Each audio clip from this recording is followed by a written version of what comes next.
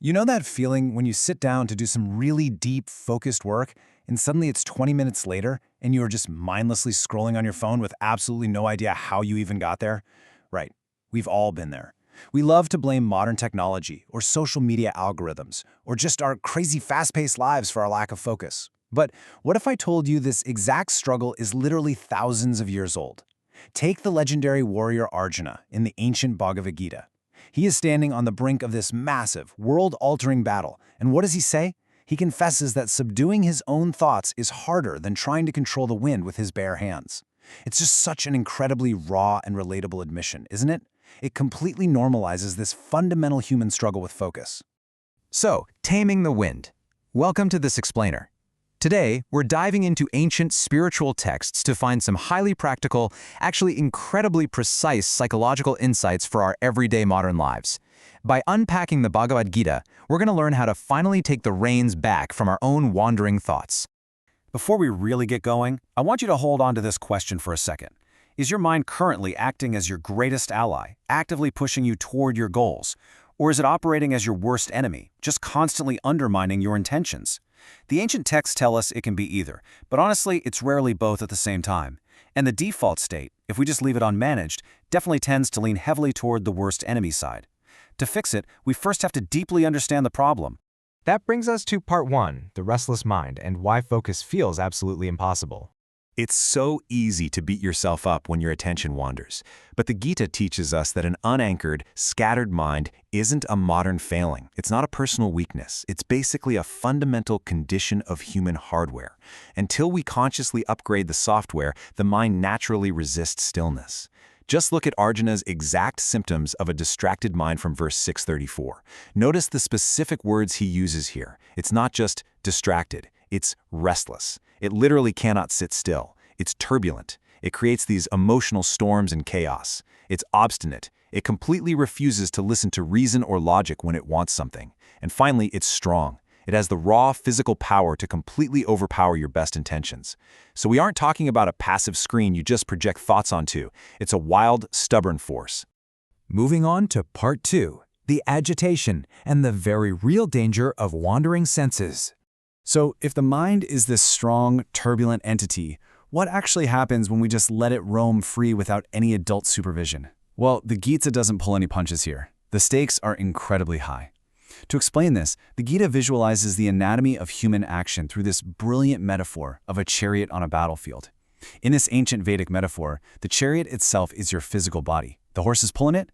Those are your wild, untamed senses, always wanting to run toward whatever looks good or smells good. The reins controlling those horses represent your mind. And the driver holding those reins, that is your higher intelligence.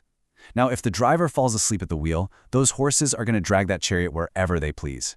And the text emphasizes just how delicate this balance really is in verse 2.67. It tells us that just as a sweeping wind carries away a boat on the water, even one wandering sense can carry away a person's intelligence. Think about that for a second. You don't need 1,000 different distractions to completely fail at your task. You don't need a total collapse of discipline. Just one single unchecked impulse, one notification ping you decide to check, one craving you give into, is literally enough to blow your entire cognitive boat completely off course and hijack your intelligence.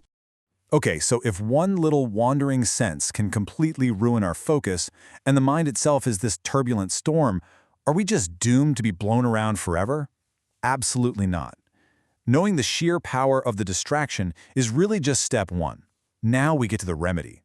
So, how do we tame the wind? How do we anchor the boat? The Gita pivots right here from diagnosing the illness to prescribing a very exact, structured cure. Which leads us directly into part 3. The conceptual hierarchy, mapping the self. Before we can fix a runaway mind, we need a map of our own consciousness. We have to understand the chain of command, right? Because if you try to fight the mind using only the mind, you're going to lose. It's like trying to put out a fire using more fire. Instead, verses 3.42 and 3.43 of the Gita outline this conceptual hierarchy of the self. Let's look at the structural map of your experience. At the very bottom, you have dull matter, the physical objects around you. Above that are your senses, which interact with that matter. Above the senses is the mind, processing all that incoming sensory data. But crucially, above the mind is your intelligence, your capacity for deliberate reason and choice. And sitting above even the intelligence is the conscious observer itself, the soul or the core self. This progression is basically everything, because true control always flows from the top down. The senses easily conquer dull matter. The mind can command the senses, but the mind itself can only be subdued by the layer above it, the intelligence. When you feel distracted, you usually try to just willpower your way through it at the level of the mind, right? The Gita says no. You have to step up. You have to activate your higher, deliberate intelligence to reach down and grab those reins. Now for the ultimate solution, Part 4, the path to control and Krishna's timeless formula. When Arjuna complains that the mind is harder to control than the wind, his guide, Krishna, doesn't disagree with him. He doesn't say, "Oh, come on, it's easy, just try harder." Instead, he offers an incredibly grounded two-part strategy that forms the bedrock of ancient mental mastery. In verse 635, Krishna first completely validates the difficulty. It is undoubtedly very difficult. There is deep, genuine empathy there. But he instantly follows it up with a guarantee. He says it is possible. How? By two specific tools working in tandem: suitable practice and detachment. Now, these aren't just vague spiritual buzzwords. They're highly specific psychological mechanisms. These two concepts basically represent the two wings of the exact same bird. First is abhyasa, or practice. Think of this as your active focus. When your mind wanders off, abhyasa is the mental muscle of noticing it and firmly bringing it back to the task at hand. Do it 100 times a day if you have to. The second is vairagya, or detachment. This is the passive release. When your phone buzzes or an anxious thought pops into your head, vairagya is the ability to just let it sit there without reacting to it. You need the active effort of returning your focus paired directly with the passive effort of letting distractions just fade away. Which brings us all the way to the ultimate synthesis, found in verse 3.43. Ultimately, mind control isn't about getting into a street fight with your own thoughts. Doing that just creates more turbulence. It is about realizing you are the driver of the chariot, not the horses. You are the observer. By stepping back into your highest deliberate intelligence, you use abhyasa to guide the mind back, and vairagya to ignore the wild horses of the senses. You literally steady the mind from above. The mind is a turbulent wind. There is absolutely no denying that. But you are the captain of the boat, and you hold the map. By understanding the hierarchy of your own consciousness, and by applying those dual tools of active practice and passive detachment, you really can tame even the wildest mental storms.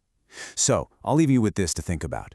What will your deliberate intelligence choose to focus on today to stop the wind from blowing your boat off course? The choice is yours. Grab the reins and decide for yourself.